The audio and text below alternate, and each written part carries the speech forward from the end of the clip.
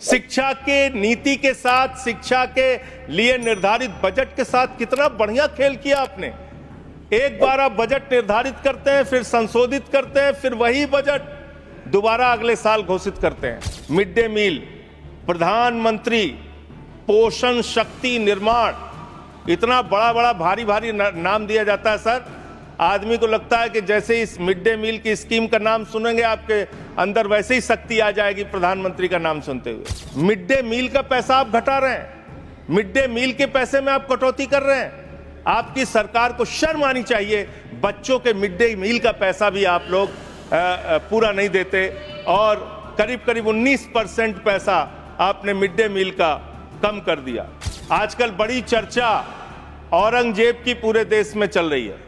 मैं चाहता हूं कि जितने भी मुगल क्रूर शासक हैं उनके बारे में इस देश के अंदर पढ़ाया जाए। जब आप उसको पढ़ाएंगे तो आपको बताना पड़ेगा कि कौन सी वो संस्था थी जिसने तिरंगे झंडे का विरोध किया, कौन सी वो संस्था थी जिन्होंने अंग्रेजों की दलाली और गुलामी करने का काम किया, कौन सी वो संस्था थी जिसके नेता ने अंग्रेज गवर्नर को चिट्ठी लिखा था 1942 के आंदोलन में कि इस आंदोलन को कुचल देना चाहिए। ये सारा का सारा इतिहास हिंदुस्तान के लोगों को पता होना चाहिए, जिससे हम मुगलों की क्रूरता के बारे में भी जान सकें और अंग्रेजों के शासन काल में अंग्रेजों का साथ देने वाले संगठन की सच्चाई भी इस देश के लोगों को पता चलनी चाहिए। Shri Sanjay Singh, sir, you have 14 minutes.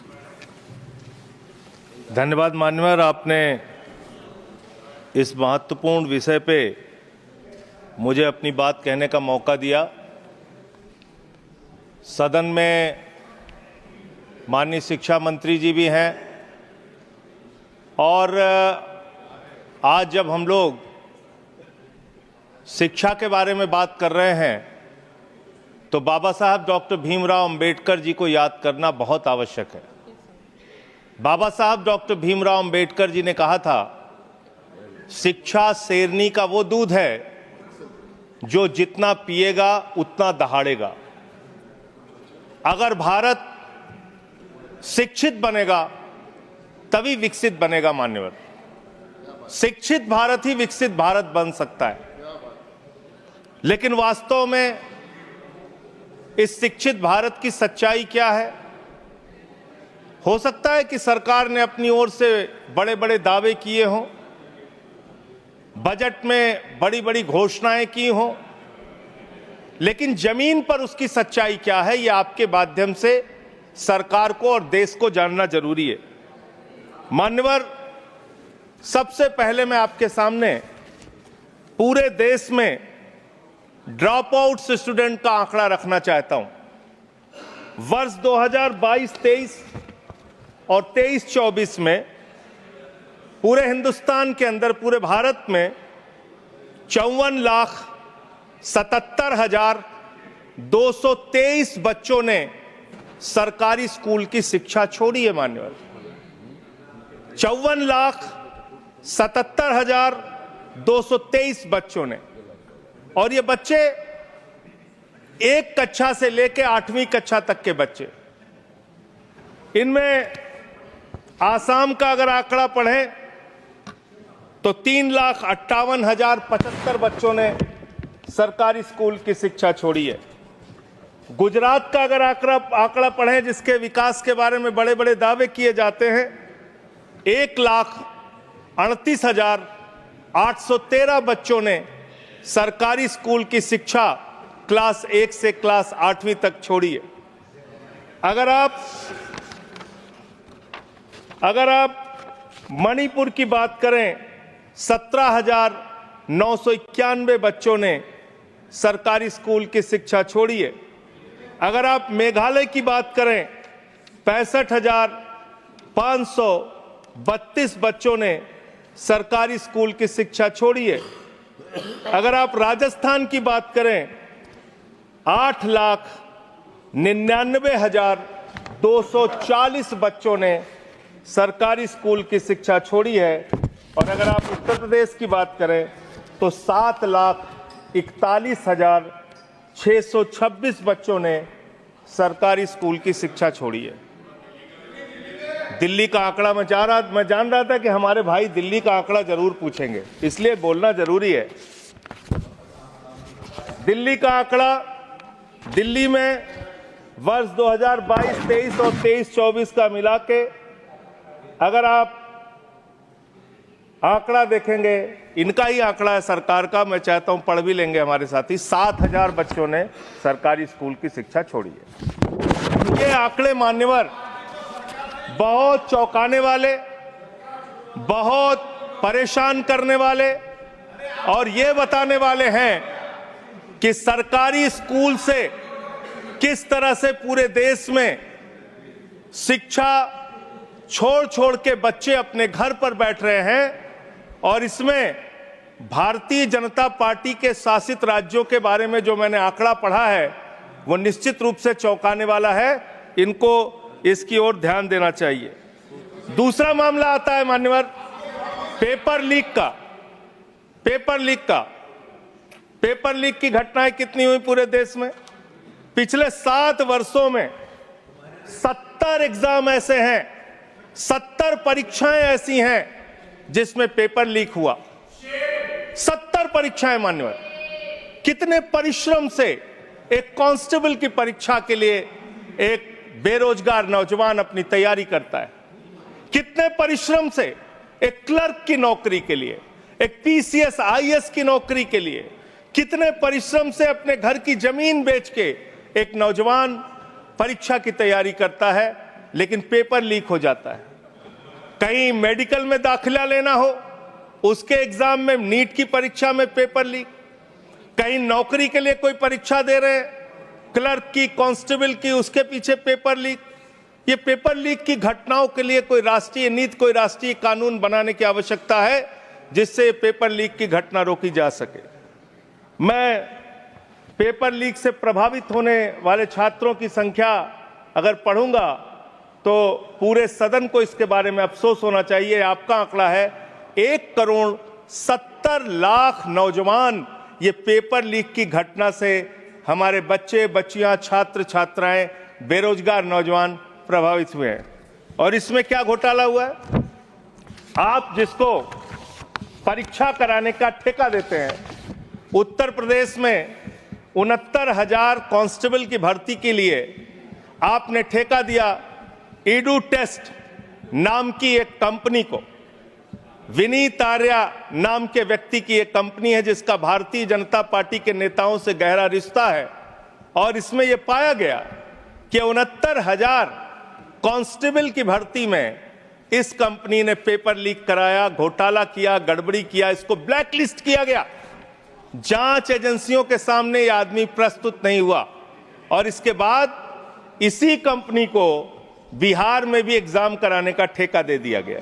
ये आपका प्यार है, आपको छात्रों के, नौजवानों के भविष्य से कोई लेना देना नहीं है।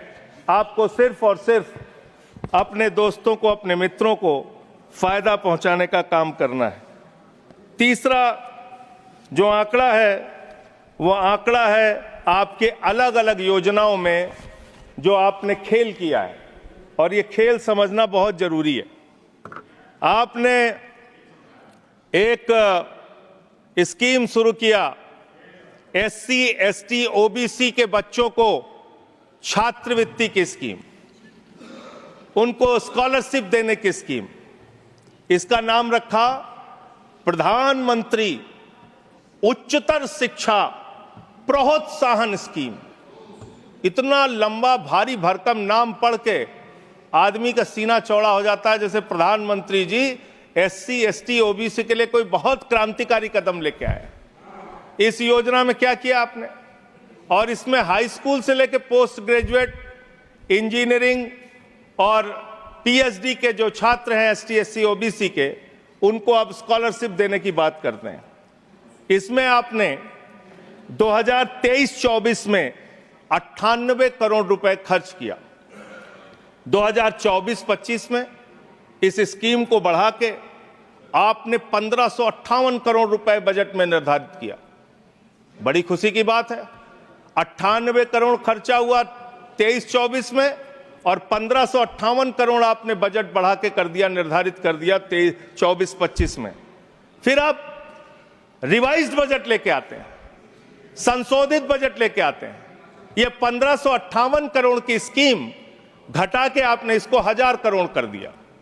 1000 करोड़ करके 24-25 में इसको 1000 करोड़ किया, यानी कि इसी स्कीम में आपने 35% SC, ST, OBC को मिलने वाली स्कॉलरशिप का पैसा कम करने का काम किया। दूसरी स्कीम आपकी है PM rising India, PM Shri scheme. इसका भी बड़ा ढोल पीटते रहे आप। PM श्री स्कीम में 23-24 में 1215 करोड़ रुपए आपने खर्च किया। 24-25 में इस स्कीम में आपने 6050 करोड़ रुपए निर्धारित कर दिया।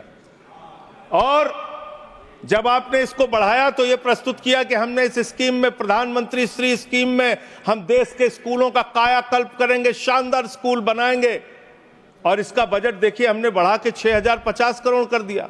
फिर 24-25 में ही आप इसके लिए रिवाइज्ड बजट लेके आए और इसमें करीब करीब 1500 करोड़ रुपए आपने घटा के इसको रिवाइज्ड बजट में 4500 करोड़ रुपए कर दिया। करीब करीब 25% बजट आपने PM श्री स्कीम का कटौती कर दिया।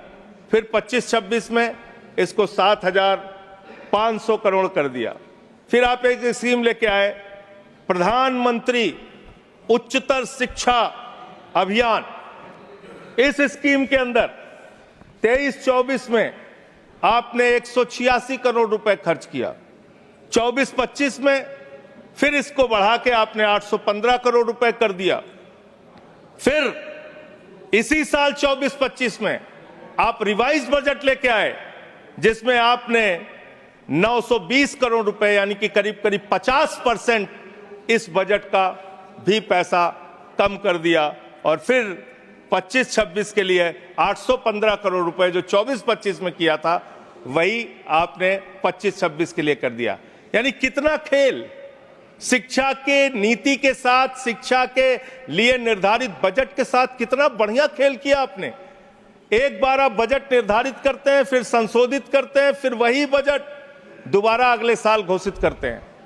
ये इस देश के शिक्षा व्यवस्था के साथ आप मजाक नहीं कर रहे तो और क्या कर रहे हैं। फिर आपने एक समग्र शिक्षा, जिसकी आजकल बहुत चर्चा पूरे देश में है, इस समग्र शिक्षा अभियान में आपने 23-24 में 32,830 करोड़ रुपए खर्च किया। और फिर 24-25 में आपने इसको घटा के, इसको बढ़ा के 37,500 करोड़ किया। फिर रिवाइज बजट लेके आए आप। हर बार आप रिवाइज बजट लाते हैं और 24-25 के लिए रिवाइज बजट में आपने 490 करोड़ रुपए इस स्कीम का कम कर दिया, यानी कि करीब करीब 10% के आसपास आपने इसमें भी पैसा कम कर दिया। अब आइए 25-26 में आपने फिर इसी स्कीम में 41,500 करोड़ रुपए का आपने बजट निर्धारित किया। एक और मिड डे मील की चर्चा बहुत ज्यादा होती है सर। मिड डे मील, प्रधानमंत्री पोषण शक्ति निर्माण, इतना बड़ा बड़ा भारी भारी नाम दिया जाता है सर। आदमी को लगता है कि जैसे इस मिड डे मील की स्कीम का नाम सुनेंगे आपके अंदर वैसे ही शक्ति आ जाएगी प्रधानमंत्री का नाम सुनते हुए। इस स्कीम की हकीकत सुनिए। इस स्कीम के अंदर आपने 8,458 करोड़ रुपए 23-24 में खर्च किया। फिर 24-25 में इसको बढ़ा के 12,467 करोड़ रुपए किया। फिर इसी साल 24-25 में ही आप रिवाइज बजट लेके आए, संशोधित बजट लेके आए और इस स्कीम का पैसा आपने 2,467 करोड़ रुपए घटा दिया। मिड डे मील का पैसा आप घटा रहे हैं, मिड डे मील के पैसे में आप कटौती कर रहे हैं। आपकी सरकार को शर्म आनी चाहिए। बच्चों के मिड डे मील का पैसा भी आप लोग पूरा नहीं देते और करीब करीब 19% पैसा आपने मिड डे मील का कम कर दिया। मेरा आपसे ये कहना है मान्यवर कि आज जिस तरीके से आप इस देश की शिक्षा व्यवस्था के साथ खिलवाड़ कर रहे हैं, इतिहास के साथ भी छेड़छाड़ आप कर रहे हैं। आजकल बड़ी चर्चा औरंगजेब की पूरे देश में चल रही है। मैं चाहता हूं कि जितने भी मुगल क्रूर शासक हैं उनके बारे में इस देश के अंदर पढ़ाया जाए। लेकिन इसके साथ साथ अंग्रेजों ने 200 साल तक हिंदुस्तान को गुलाम बना के रखा।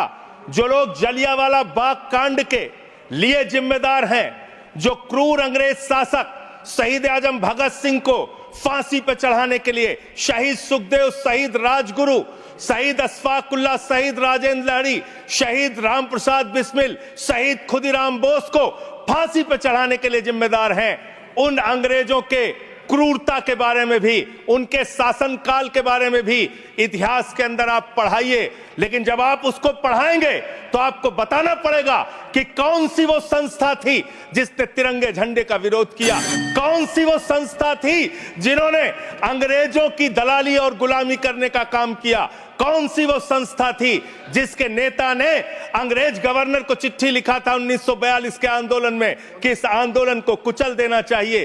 पढ़ाना चाहिए इतिहास, इस देश के नौजवानों को यह इतिहास पढ़ाना चाहिए कि कौन से वो नेता थे जिन लोगों ने क्रांतिकारियों का विरोध करके और उस जमाने में मुस्लिम लीग के साथ 3 राज्यों में सरकार बनाने का अपराध किया था। ये सारा का सारा इतिहास हिंदुस्तान के लोगों को पता होना चाहिए, जिससे हम मुगलों की क्रूरता के बारे में भी जान सकें और अंग्रेजों के शासन काल में अंग्रेजों का साथ देने वाले संगठन की सच्चाई भी इस देश के लोगों को पता चलनी चाहिए। बहुत बहुत धन्यवाद मान्यवर, आपने मुझे बोलने का अवसर दिया।